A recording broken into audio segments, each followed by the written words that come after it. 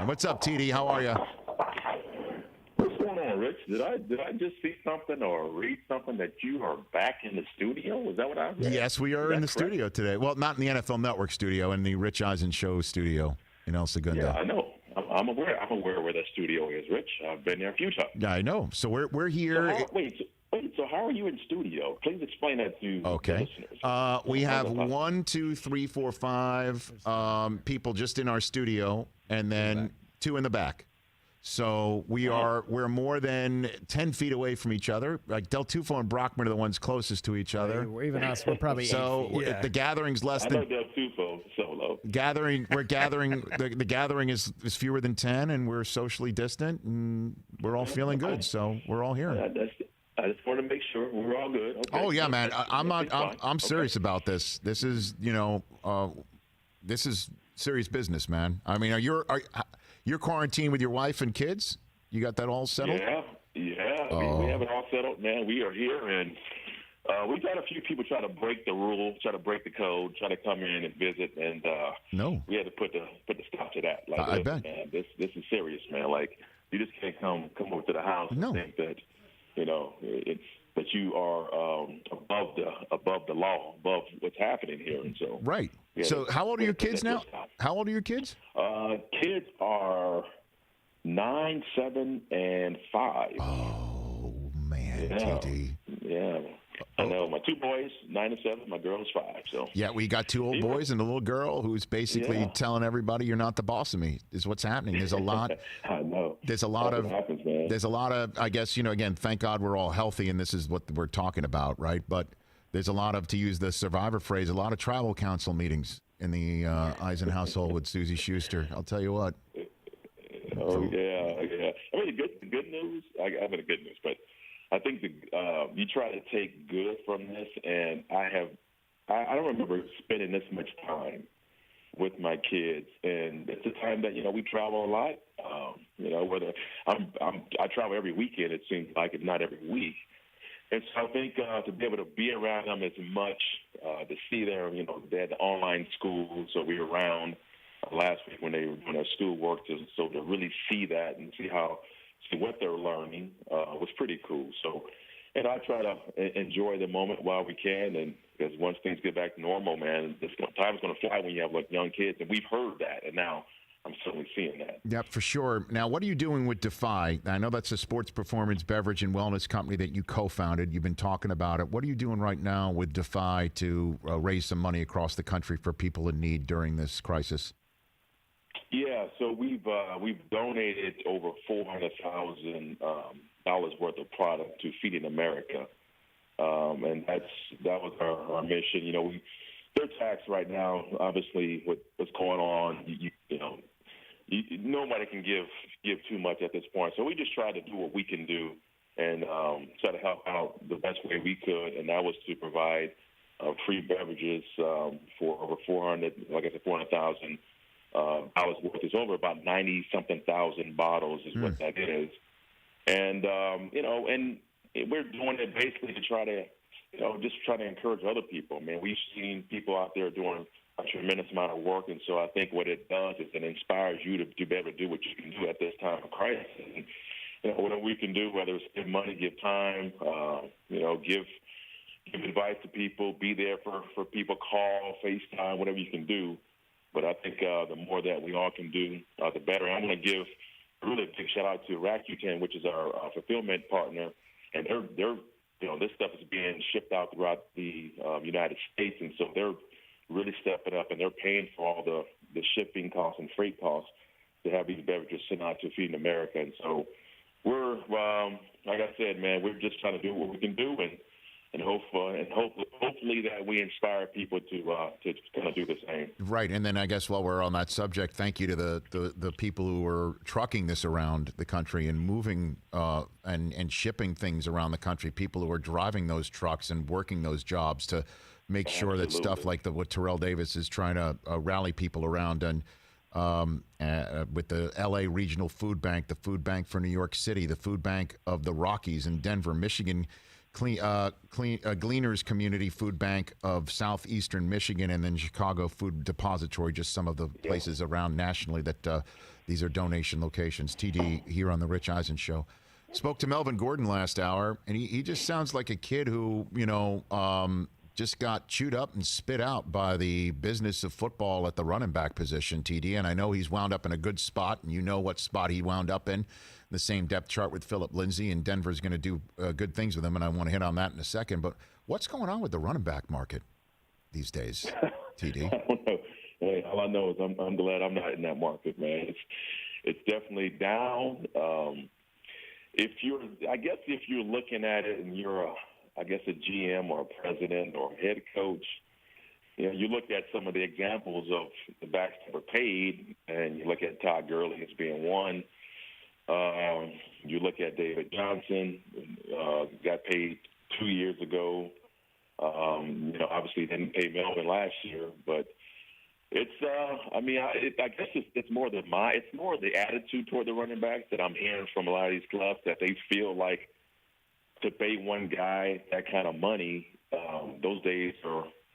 If they're not gone, they're leaving, and they feel like they can get a two-headed, back or a rotation of three backs to try to have the equivalent of production that they have with one back. And, if you look at the Niners last year, one of the better rushing teams in the league, they were able to do it. Of course, Baltimore with Lamar Jackson can do it. But I don't know, Rich, it's just seemed like we had this conversation probably 2 or 3 years ago, and then it got better when Todd got his contract and everybody was getting – looking at Todd and how he elevated the Rams, and you look at Zeke and how he elevated the Cowboys, and Lev Bell when he was doing for the Pittsburgh Steelers. And then you just have this year, which was just bizarre. I mean, I think I had something where this year 11 of the top rushers were on the rookie contracts. 11 of the top 12. So when you see that, you're saying, well, why do I need to go ahead and get a guy who's going into his fifth or sixth year and pay him the big money when I can get me a first-round draft running back? I have him for 4 years. If I can franchise or put the fifth-year option on him in year 5, and if I still want to, I can franchise tag him. And so it's just the attitude of how teams view running backs. I still think a guy like Derrick Henry, I think he still has a lot of tread on the tire, and you have to pay him. You got to make him the highest-paid running back. But, man, when you lose Todd Gurley to that contract, it really shrunk the franchise tag. It made it where it's not as big. And the more contracts that get shredded up, it's going to bring that number down even more. So I'm a firm believer. You still need that quality, star back. But that's not the attitude some of these coaches and GMs have right now. So what advice would you give Derrick Henry right now? TD? I mean, it's not much to say. It's like, because he's going to be in a situation where they're going to probably offer him a long-term contract, and it just depends on what the contract looks like. Like in his mind, he's going to say, do I want a 4-year deal with guaranteed money? Do I think that I need to have this contract for 4 years, or am I looking at a 2 or 3 year deal and then sort of gamble on myself to do another deal after that? And it's got to be something, obviously, where Jim Robinson and Vrabel, they've got to feel like, man, that this contract has got to be fair on both sides. It's got to be out for both guys, for both sides. But I don't think you can tell somebody like Derrick Henry, man, you understand what the landscape is like. Like, you may feel a certain way about your skills, and that's true. We know you should be the highest paid running back at this stage, but unfortunately, this market may not dictate that, or it may not give you the guaranteed money that you're looking for going forward. And I hope I'm wrong. I really hope that he does get some guaranteed money, so he's not looking at that kind of money where, if they release you, then you're not going to see that money, because he certainly deserves it. And they're paying him not only. I believe that his better days are ahead of him too. But you look back at his career, he's kind of started off a little slow, and he's gained some momentum. I think he's only going to get better. TD, Terrell Davis, Pro Football Hall of Famer here on the Rich Eisen Show. How do you think Melvin Gordon and Philip Lindsay are going to look like in the same offense? Melvin said he did not ask or know before signing how it's going to look. He says he knows what the offense is, but he didn't ask directly like who's starting, how much is going to split up. How do you think that's going to wind up working in Denver? Yeah, well, I mean, I think that when they bring a guy in, they signed him for a 2-year deal. I believe it's around $16 million. I believe. Yep. That tells you that they certainly don't use him. And I look at Melvin. I've watched him the last 5 years in San Diego/LA, and I think the Broncos feel like they can get more out of him, and I think he would agree that he didn't. He had 1 year, he was over 1,000 yards. I know he has the 2 Pro Bowls, but as you watch him, you feel like, man, there's more there. There's something that's not being that he's got more than what he's showing you on the field. And I believe that's what John Elway brought him in, that they feel like they can really maximize and get the most out of Melvin Gordon. And then you have Philip Lindsay, who's a different back altogether. And Philip can do everything. And I went back and was watching tape, and Philip can run between the tackles. He's a run on the goal line. But I think where he's really exceptional is when you talk about the sort of dump down, the unplanned screens or plays where a play breaks down and they find Philip for a dump off. And now he's in open space, and that's where he's really exciting. And with Melvin, of course, he's 215 pounds. He's going to be probably the guy that they use on first and second down, kind of wear defense out, out between tackles. And he's got soft hands. He can catch the ball well.